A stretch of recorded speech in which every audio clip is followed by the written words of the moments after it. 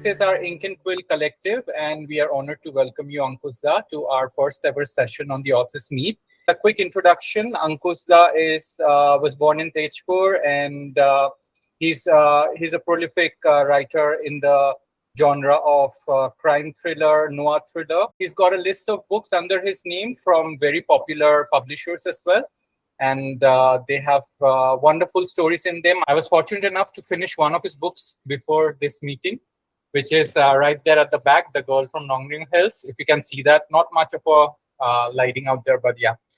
So our writer's journey has got 4 phases because what I think a writer's journey starts from an ideation, the idea inception, then moves to the first draft or as many drafts as possible, then to the edit and many versions of it, and then to the publishing, and finally after publishing it's moving on to the next big thing. So keeping that in mind, our segments are divided accordingly. So first we will come to the journey of ideation. So Ankush, my first question to you is, of all the genres, what inspired you to opt for thriller or noir thriller in particular? I still feel, sir, that I've been sort of typecast as a crime writer, thriller writer, whereas the intention was always to write novels, but I think somewhere along the line, I think the sort of topics I was interested in, it sort of led the books to become, what they were, crime novels. But I mean, even for the Arjun Arora series, for example, which is about this detective who's based in Delhi, I look at the books as, novels, not necessarily crime novels as such. It's just that, there's an element of crime and the dysfunctional society in them, And as for the ideas, I think, well, they're different for each book, and as you go along, it keeps changing. I think, and the more you've written, the better you get at, putting various threads together. For example, I mean, Neela had asked me just now about if I'm working on something.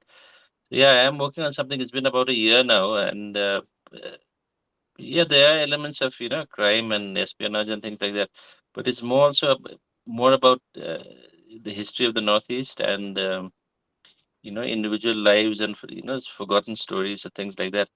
And so it's been sort of written in bits and pieces, and ultimately I hope it sort of comes together, and it would be something quite different, I feel, I mean, sort of oblique look at the Northeast, yes.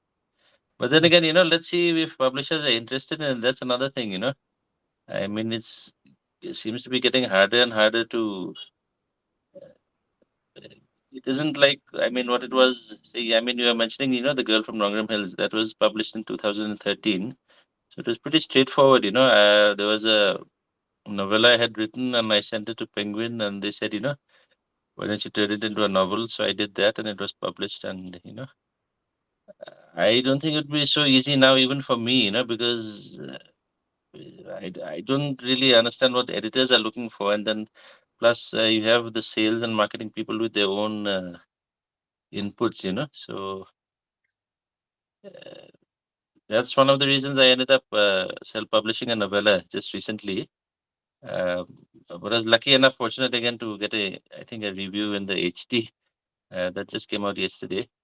And so there's this other book too, which which I completed last year. So this is about a group of kids growing up in Shillong in the 80s, and so there's a murder which happens. So not the main plot point, but it's there and it affects the children. And but nobody wanted to pick it up. I was very surprised, and so I think I might even end up self-publishing that too. Okay. All right. That's great. So when it comes to an idea of a book, right? Like, for you, like, you have used a lot of different backdrops. Like, say, for example, in Arjun Arora series, you've used T20s, the corruption in T20 matches, or like, and in many of your other books, you've used insurgency as one of the themes that keep playing on, or the dot-com boom, etc. So all these elements, do you think about them at the point of the inception of an idea, or is it just the crime that comes to your mind at the point of inception? Well, they're just sort of there in my mind, I mean, not fully fleshed out, but I think the most important thing is the setting, in the sense that I think all of my books either have been set in Shillong or the Northeast or Delhi, Hmm. or bits and pieces in other parts of the country. So Hmm. uh, unless I sort of feel confident about writing about a place, first of all, I don't think anything starts. It's basically the setting, and then you have the characters, and then once you have that, and then you just need a sort of what do you call it, the instigating incident, and then things move from there on. All right. So which is I mean, so crime novels are sort of good in that way, in the sense that once something happens, and then you sort of have this journey you can follow through on, which is also difficult at the same time. Yeah. Hmm. So, so this was more or less the idea stage where you keep certain things in mind about the outline primarily instead of other details, red herrings and all. Is it? Yeah, I mean, you have a vague outline, and then it differs for different books. Like for example, the one called "The Forest Beneath the Mountains," which is set in Assam. So this was more like, for a long time I didn't have any idea of how to sort of approach it, and Mm. so there are different approaches. I started writing, but then I realized it wasn't really working, and then so it took a few attempts at just to get the approach right. Okay. And so yeah, I think it yeah, I think it changes with every book, what sort of leads to it. But I think it All has right. to be something that interests you personally, and then Mhm. it gives you the because you need to sort of stick at it over a long period of time. Mhm. All right. Okay. So now we come to the draft stage where the idea is formed, and now you have to put the idea into give a structure to it. The first thing that happens on a first draft is staring at a blank page and starting with the first words, right? How have you ever faced any sort of a struggle dealing with a blank page? And with that comes also the question of writer's block during the draft stage. How have you dealt with it? Uh, no, I not really. I mean, I haven't had to deal with that. But like I said, I mean, sometimes what happens is don't you don't feel confident enough that you've got the right approach, to the story. So after you've written a bit, you decide that, well, it's not working, so I need to, try a different approach. So that's difficult at times. Mhm. Okay. Uh, about this thing, there are different elements now in a draft stage, like say character profiling. Okay, and let's talk a little bit about your characters. Okay, one thing that you have maintained throughout your books is a troubled protagonist. All right, they have demons of the past, and this is something that at least I have seen in many of the books in this genre, where the protagonist is usually having some demons from the past to deal with, or like a trouble thing, right? Is that a Mhm. necessary design for a thriller genre, or why would you always choose that sort of a design? Um, I think, yeah, it just makes the character more interesting, if he has something within him to deal with. And Hmm. you have that, and plus the incidents which occur, in the book. So I think, yeah, yeah, that's how it helps. And as far as the drafts go, I think one thing which is helpful is having a sense of the outline. Hmm. No, not the. I mean, if you roughly know where it starts and where it's sort of going to, and then you have the middle and the end in mind. So that makes it, I think, much easier to sort of. I mean, if you can write a rough outline of which, I mean, I've realized as I've gone along, if you can put down an outline, a rough outline, a very short outline, which then you can keep elaborating upon even as you're writing the book. So if you have that outline, it makes things, then you can look at it sort of from a bird's eye view kind of thing, and then you have a idea of the whole project. And I think what helped was because I was working in publishing for some time in Delhi. Mm-hmm. So what happens then is you work with, two, three, four, five, six projects at a time, and then so you have to sort of be able to, have the details of each project in your mind. So when you're writing a book, then I think it makes it easier to, sort of look at it as a whole instead of, I think, like the first book of mine, Jet City Woman, you had mentioned it, not a romance, but more like I would say a dark, novel set in DU. But I remember that book. I was just thinking about it this morning. I didn't know where it was going. You sort of, I was making it up as I went along. But this book that I'm working on right now, which I said is, there are multiple uh, characters and events, and they're not really all connected. But I have a rough idea of, how it's all going to fit together. So so having that outline helps, uh, All right. instead of sort of just sitting down and thinking that, I have to keep writing and sort of making it up as I go along. But if you have that whole outline, I mean, as rough as it may be in mind, that helps. Okay. So this was about the protagonist, but one another most important thing about thriller is the antagonist. All right. And what has been your favorite antagonist so far that you have created, and what was the thought process behind creating an antagonist in your mind? Uh, I don't know if they're very strong characters, antagonists, because, like I said, even though they're crime novels, some of my books, I approach them as novels more than, crime. So maybe it's more about the protagonist than the antagonist. So I don't know. But yeah, there are a couple. I mean, there's a army colonel in the third book, and then there's this Chinese smuggler in the fourth book. So I think, yeah, they're not spectacular villains, but yeah, they're people I think who are interesting in their own dark way. And also, I mean, in the girl from Nongrim Hills, the girl herself is, I think, Christine, yeah, I love yeah, that character though. protagonist, Yes, antagonist sort of thing. Yes, yes. yes. So, so was there any like sort of like character profiling exercise you did while working this out, or it just came No, along the no, way? not really. I've sort of not done any of those things. Okay. So it's just sort of you write and, but yeah, I mean, you try and imagine how a person would be. So so so you try to imagine what they would be doing, or how they would speak, or what they would wear. Once you can sort of, I mean, another thing I think which actually led me to write books like these were, I can visualize pretty easily, whatever I'm imagining. So, and I've been interested in writing about things happening, instead of like pure abstraction. All right. Okay.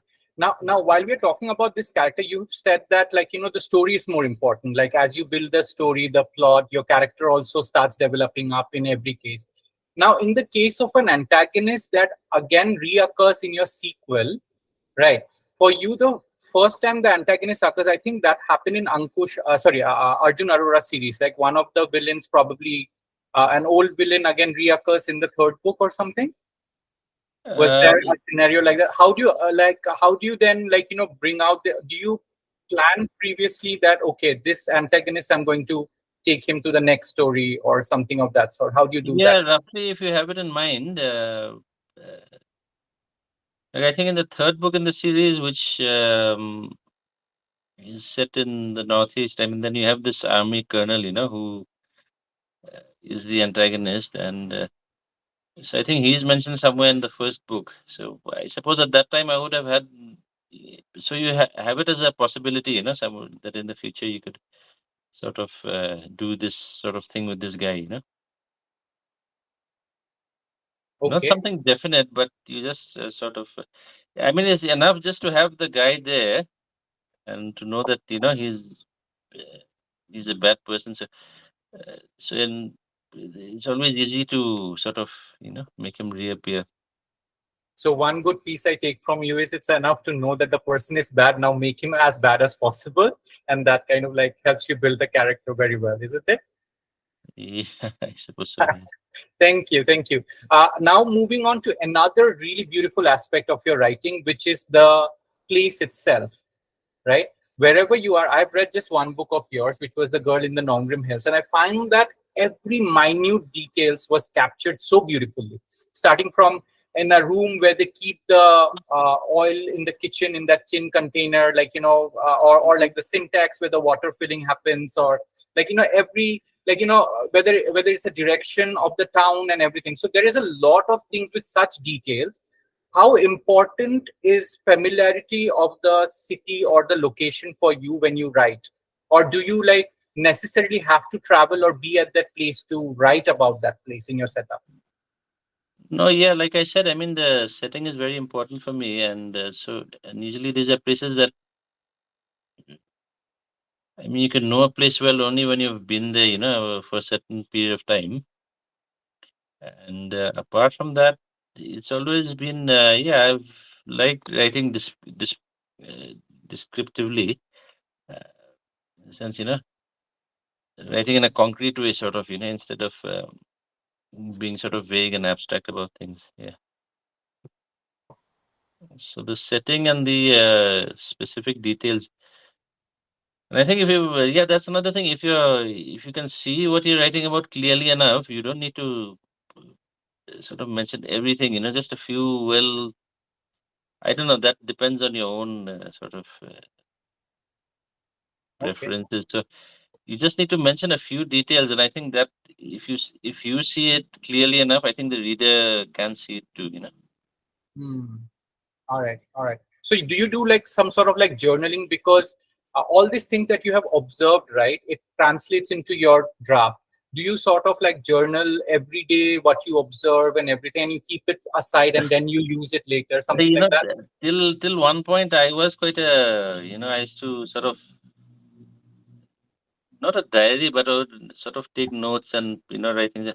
But sadly, over the years, that's come down, and I don't become lazy or it's So uh, I find myself doing that very rarely now. Uh, but I All think right. yeah, I mean, when you're starting out, I think it helps as an exercise to sort of just describe people and places. Mhm. Just try to describe it as clearly as possible. That, and I think that's something which is that's something we aren't really taught to do. In school or even otherwise, to observe and to sort of set down what you see before you or what you hear. Mhm. Okay. Now, the other most important part of the thriller genre would be the red herrings, right? So, what is your strategy with that? Do you like plan it out and then, like, you decide later on that you're going to put it here, or it just comes along the way? What is your way of handling red Well, herring? that depends on I mean, yeah, those details I think come out of the overall plot. Mm. So suppose there's the T20 betting going on, or details of some pharmaceutical research or something. So those details suggest the herrings themselves. And like I said, I mean even so I think till date I don't really consider myself as a crime writer as such. Like I mentioned, I feel like I just write these novels. But then when I realized, especially with the first Arjun Arora book, that this is going to be a sort of detective thriller. So I actually ordered a couple of books on Amazon, these mostly foreign detective thriller writers, and went through them. And then you get a fair idea about, how to sort of structure your things, having a couple of suspects, having a couple of red herrings. But the difficult thing, I think, with writing these kind of books is after a point in the draft, the first draft, I mean, after the halfway mark, all the details you mentioned have to tally with what's been mentioned earlier. So unless it's very easy to miss out things, that way. Which is where the outlining helps. If you have a outline.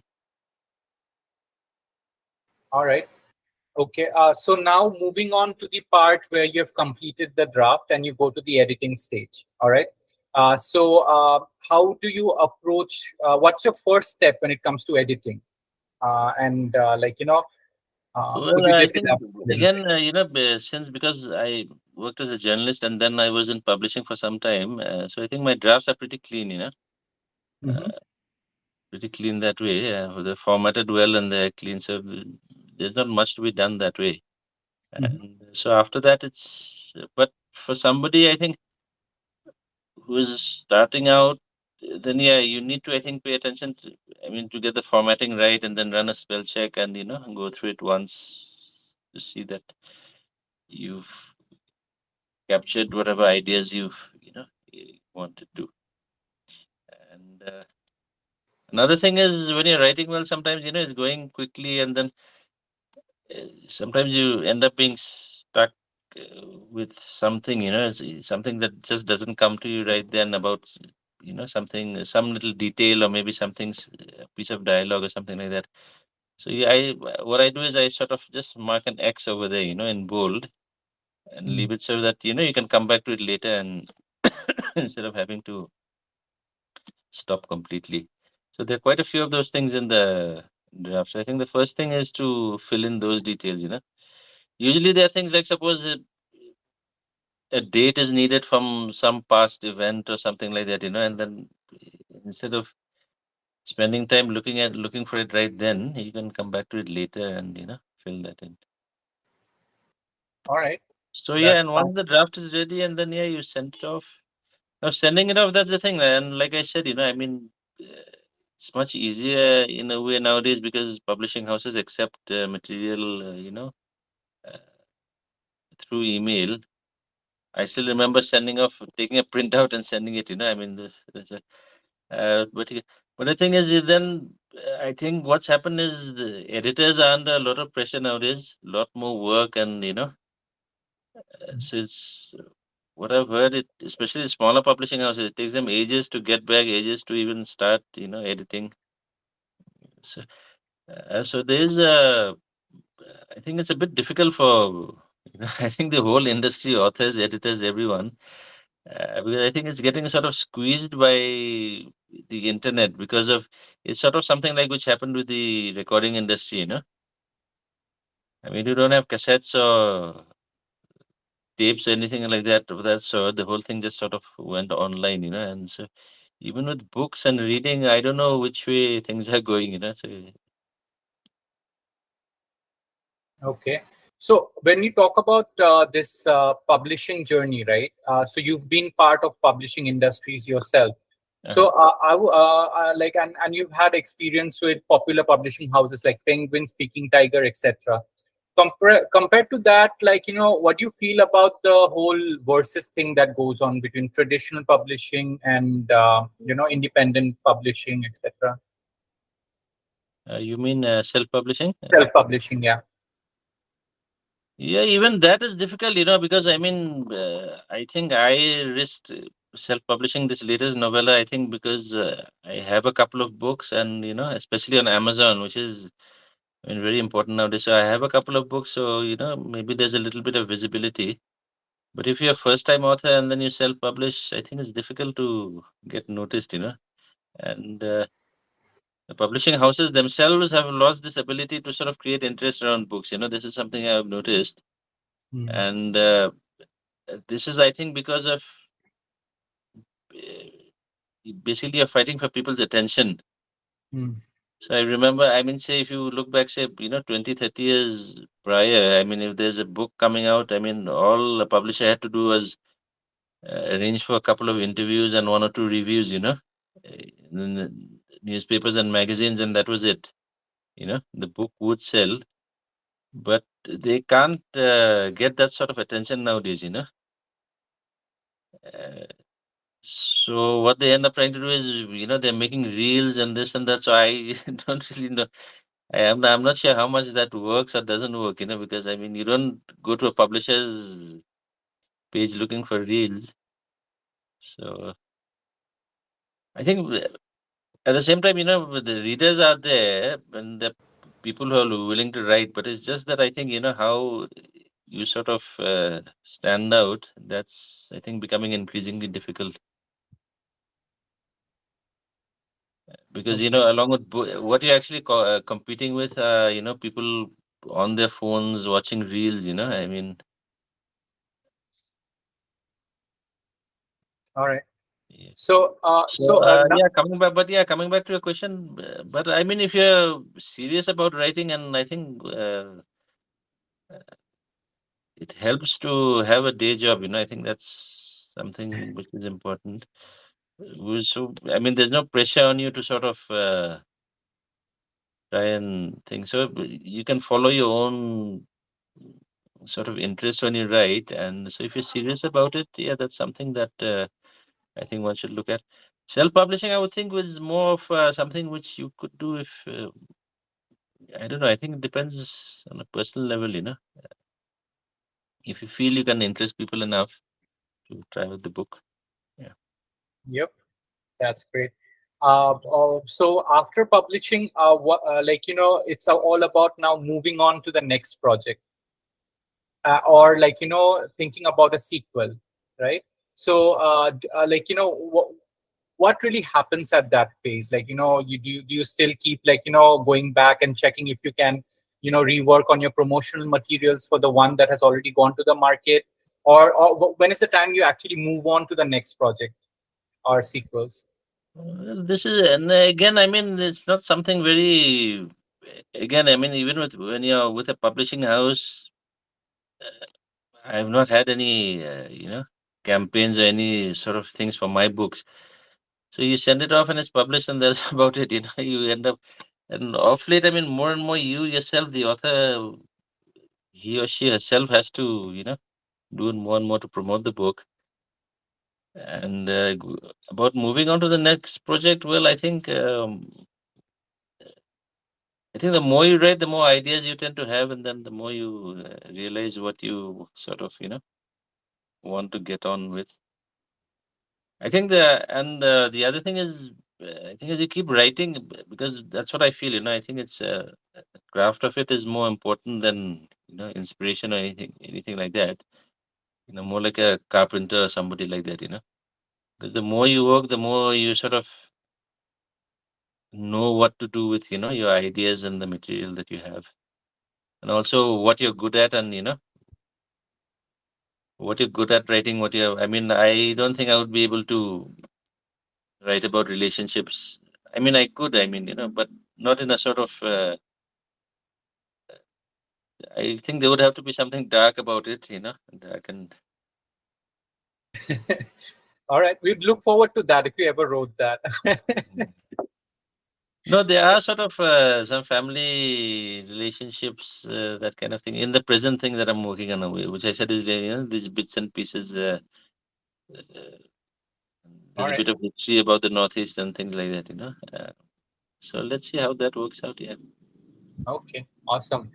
So one last question before we move to the Q&A, Uh, and that was regarding this thriller genre, crime and mystery. There has been a lot of interest garnered from the OTT platforms where people like are looking for yeah. titles with fresh ideas and everything. So like like what is your opinion in that area?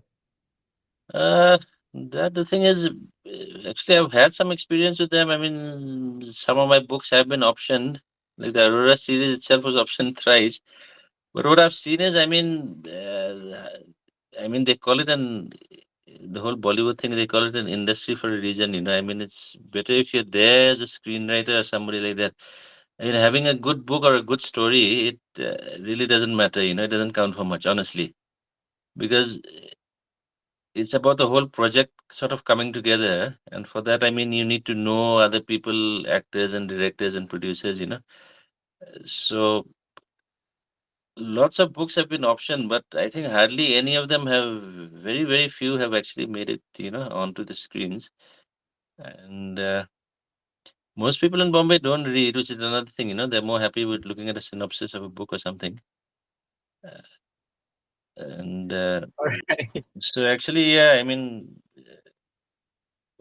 and this is, I mean, something I've experienced over the years. Initially I thought, okay, they've optioned it, so it's going to be on the screens in a couple of months or years.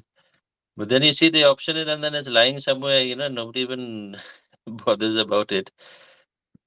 So I think it's more important for people who, I mean, if you're writing, and then obviously, I guess the thought is there that how do I sort of. So I think it's more important to sort of educate yourself about how the whole industry works. Yeah. Mhm. Because their way of looking at a story is where, like, I mean, if somebody mentions the series to them, they'll say, okay, tell me the story and give me a brief description of the story. So when you say that, they say, okay, this is like that, then they break it down very easily, and then soon you have nothing left. So it's basically they look at it as sort of, it's like sort of planning a business, with many partners, with the director and the producer and the actors and distributors and things like that. So you're just a piece over there. So I think you need to sort of educate yourself about the business, and then maybe even visit the place and meet people, and then it sort of works easier if you do that. All right. Okay. So thank you so much, Ankushda. And now we'll move on to the Q&A Thank you, section welcome. from the speakers. We have filtered out a few questions, and the first question, I'm not sure who mentioned that. It's did you plan a series when you wrote the first Arjun Arora book? What made you go ahead with the series? And I'm sure, Yeah, yeah, sorry. Yeah, please go ahead. yeah. I mean, when I wrote the first book, was after I had come back to Shillong. So I had been in Delhi for a long time. I think more than what, about 14 years or so. So I knew I wanted to write something about something set in Delhi. Uh, but the thing is, I wasn't in Delhi. I mean, it became possible to write about Delhi only after I left. I sort of I could imagine it more clearly. Well, what I would really have liked to do was write a sort of police procedural, but that wasn't possible because I couldn't do research sitting in Shillong. So I thought the easiest way out would be to have a detective. And so yeah, the thought of a series. I think once I was writing the first book, I thought, yeah, I mean, because he's a detective working on cases, so yeah, definitely he can sort of move on and work on these other cases. So I had a vague idea for the second and the third, book. By I think by the time I was finishing the first book, yeah. And so, which was one of the things is, so along with the main character, then there are these other sort of his friends, his family members. Of course, he lives alone, but he has his family members. So there's a sort of circle around him. So I took time to sort of describe these people too, because I thought those are the people you would see him interacting with, the main character, and then you know it All would be right. good to have them in each book. Yeah. Okay. So that particular question was from Priya. The So like, next I question. mean, no other things, and I think these things suggest themselves as you go along. Like for instance, so he has a daughter, and then so in each book the daughter is growing up, so the relationship changes a bit because also the way I see it, I mean, the actual crimes and the details are not really important. I mean, you keep reading because of that, but I think what really stays is the character itself and the people he cares about. Hmm. That sticks with you more. Okay. All right. The next question that we have out here is by Satyapriya. It's in a story arc. I always struggle with filling the time between each marker. Say I have a plot with a series of markers that the story will move to until the climax. How do I fill the timeline between each of them, the markers in the story? I'm not really sure about that because it's something I've never really used. I'm sure it must be some sort of, thing. But having watched these OTT shows, so one thing I realized is what you can do is sort of have these timelines. Suppose you have four timelines, and then you just imagine them as sort of crisscrossing each other, and then what you're doing as a writer, or even directing a show, is just you're just picking up certain specific points, along that timeline to show. So as long as you have if you can roughly imagine the timelines, and then all you have to do is focus on particular points. Now, how to fill it up? Well, that is, I think, that's where your inventiveness comes in. Okay. I hope that's clear enough. Yeah. Yeah, yeah, absolutely. I hope, Satyapriya, this was helpful for you. The next question is by Anaga Mehta. She asked traditional versus self-publishing in terms of, there are three questions actually. Bringing about visibility or marketing for your book. I think currently you have done a self-publishing for your novella, right? The latest one. Yes, yes. Yeah. Yeah. So what would be the kind of activity you did for the marketing or the visibility for that book? Well, self-publishing here in India, the thing is, it's come out as an ebook. Unlike, say, in the US and UK, I think what you can do is they have an option for print on demand too. So if anybody orders a hard copy, it's printed and shipped off. So they don't have that for India. I don't know why. I think they should. But so anyway, so it's an ebook so far. And so I try to do my bit, on Twitter and Instagram and Facebook. And then plus you sort of get in touch with people. Fortunately, I was in publishing earlier and journalism too in Delhi, so there are a few contacts. So I get in touch with them and tell them about it. But what I've seen is increasingly, I think, even with the social media platforms, once you start sharing links and things like that, the visibility goes down. Okay, so then you have to come up with some other. So you give a photo and then you sort of mention the title and just sort of get creative. But mm, I think WhatsApp itself is, I think, quite useful nowadays. You can directly sort of pester people about your book, straightforward, and then try and maybe get some thing out of that. Okay. I will move on to the Oh yeah, I next. mean, that's one thing, because I never really thought about networking and stuff like that. But like I said, I was lucky enough to have been in Delhi and worked in journalism and publishing. So not that I have a huge list of contact, but there are a few people. So I think that proved to be helpful, because Okay. So networking is definitely important. yeah, that helps. I mean, in the sense that if you know people who are there to be approached, because otherwise, you're just sort of so it becomes easier to sort of how do I put it? It's easier to I mean, it's like a foot in the door, if you're especially if you're starting out. Yeah. Okay. Okay. All right. Moving on to the next question we have by Suchitra Sukumar. She asks, do you have any tips for structural edits, especially if your draft doesn't stick to the story outline? Again, I think I'm a very sort of I wouldn't say impulsive. What the word would be? I think I'm I'm quite an instinctive writer. I tend to go with what you sort of. But that's a good thing to have too. Because if you're trying to second guess yourself all the time, then you might end up coming up with something which isn't really you. It's better to sort of try and uh, get something which you feel is. I mean, it's sort of gut feeling. So if it doesn't, so you have the outline. Suppose you've written the draft and it doesn't really. I think you. Then again, I think you go with your gut feeling what works best.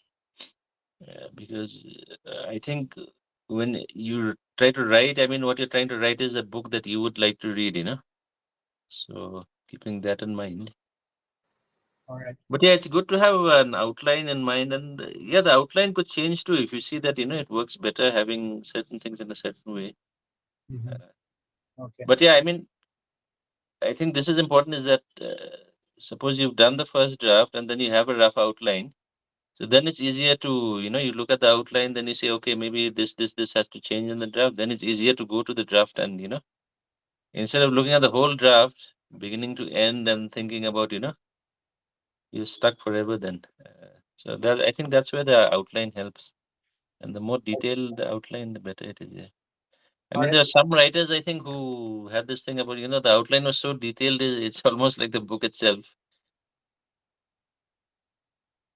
Okay, I think, but that would be pretty boring, I mean, if you have that kind of level of outlining, there's nothing to surprise you, when you're sort of writing. That's very interesting. And I think, Lina, that answers your question as well about revising the outline in the middle of drafting. So I'll move on to the next question. It's by Anil. He asks, what was the inciting incident that got you to think about writing your first novel? Has the motive changed over time? Has writing become easier after so many books?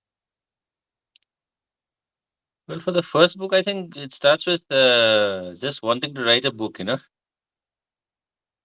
I remember the first published book, Jet City Woman, the one you mentioned. So with that, it was sort of you're stuck, and I'm sitting and wondering, how to go forward. Uh, so finally, and even that, I mean, there was a short story actually, which in the end I decided, I would sort of take that and sort of keep on expanding it. So it wasn't really very long. I mean, as a novel, I think about 50,000 words or so. But yeah, so I think it starts off with just the desire to write a book. Then you get more and more ambitious, as you go along, and the different things that you want to deal with. Yeah. Okay. Uh, the next one is by Ritu. She asks, what is your writing routine like? Uh, well, there's no fixed routine. I try and write as much as I can, But I think the morning times work well for me. Everything is quiet. Also, you're fresh then. Yeah. So, how do you balance your work time and your writing? That would be like one thing. I think that is, yeah, you need to find your own sort of schedule, and but it helps, yeah, to have, I mean, a sort of a regular block of time, even an even half an hour or an hour. I think. Okay. All right. Uh, I think it's more important to sort of not so much inspiration, the way I see it is more of something that you need to keep sticking at. all right. Okay. Uh, there is one question that many people have asked in this group, which is, which author do you idealize, or what are the contemporary writers, Indian and across the world, who inspire you? Very few, I mean, what I read mostly nowadays are sort of these old history books about the Northeast. So, no real authors as such. But Indian authors, I would say, yeah, R.K. Narayan maybe. And then somebody like Nayantara Sehgal, who's actually from quite some time back, but I think she was good, yeah. And also foreign authors, well, yeah, there's Graham Greene. I think he was quite an influence. And also off late, there's this author called Lawrence Osborne. He's a sort of modern day, Graham Greene described as. So, yeah, not too many. I think also because, I mean, the sort of writing I do, I think is, suppose you're writing a thriller set in the Northeast or about Assam, there's not too much writing that's been done about it. So it's more like you're, but yeah, I like reading all sorts of authors. Yeah. All right. Uh, the next question that we have here is by Lina. As you're writing your drafts, how do you ensure the backdrop or setting or location plays a part in the story? And how important is it to get the location of the world building right, especially for sequels? Yeah, like I said, I mean, the setting is very important for me. And in that sense, is uh, places which I know, where I've lived or I've been in for some time. Uh, So I don't think I could write about. Uh, I have done it, in a couple of places, but it's mostly about places that I know well, like Shillong or Delhi Mm. or what else, or maybe somewhere in the northeast. Uh, but I mean, if I'm writing about Delhi, like the present, the novella which I self-published, that's more or less set in Delhi. There's a bit of Shillong and Calcutta as well. But yeah, places I know, so it's not too taxing. I don't have to sort of do some extra. It's sort of already there, and then you just have to bring it out. Okay. All right. On the other hand, I think there are people who might want to try writing about different places, and then I mean the most famous example that way I think is this guy, the that old thriller writer James Hadley Chase. So he had all these books about the U.S. And I think he never visited the U.S. and he was sitting in the U.K. and then he had a huge map of the states and this dictionary of slang, and then all the books are sort of written that way. Oh wow, that's new Yeah, information for me. yeah. So I I don't know think about he visited the states only towards the end of his life or something like that. So, but all of his stories are pretty fast moving, and then so the details are. So if you're writing that way, then you just have to sort of pick out one or two details that you think might work, and yeah, you have it there. Okay. So while we have 4 minutes, I have one very important question that I wanted to make it as part of the interview, but I left it out. But now you have time, we can ask Okay. that. It's about AI and chat GPTs. So now, in the modern times, they have been available all around. There has been a huge debate going on, Yeah, right? I As was. an author, I thought you you're might ask me about that. Yeah. please go on. So my question is, in particular, have you ever thought about using AI to your benefit in some form or the other, like the pros and cons? If you could talk No, about not really. I tried it out once in the sense, I asked this chat GPT thing to come up with something, a story set in Shillong or something like that, and then from what came out, you could make out is it's just sort of rehashing whatever it's picked up from the net. So, so it's sort of like a kid trying to, write an essay. So you get that sort of a feeling, nothing original or nothing very, you know. But I mean, who knows? That's why I mean, going into the future, I mean, who knows? But I think for the moment, yeah, I don't think.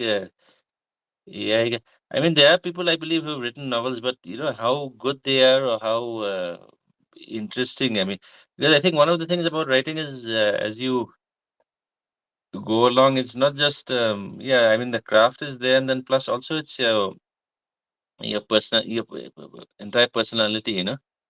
What you've been through in life. So that is, I mean, I think that's why.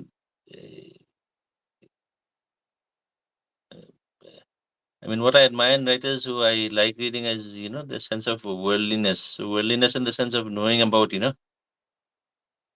so you had to live through things and you've gone through things, and so I think then that sort of makes your work more interesting.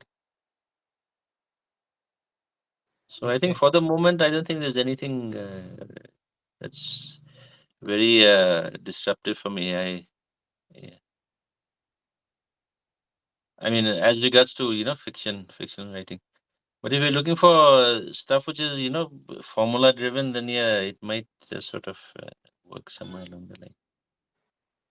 all right, awesome. So yeah, so, everybody out here who've been here, Ankushda, if you would like to, say something encouraging for all, because all of us here at the Ink and Quill Collective are people who are either writing their first book, or maybe the second or the third, and we are all together. We get together every morning at 7 a.m. and then at 9 Okay. Okay. 9 a.m. and then at 10:30 a.m. Also at 9 p.m.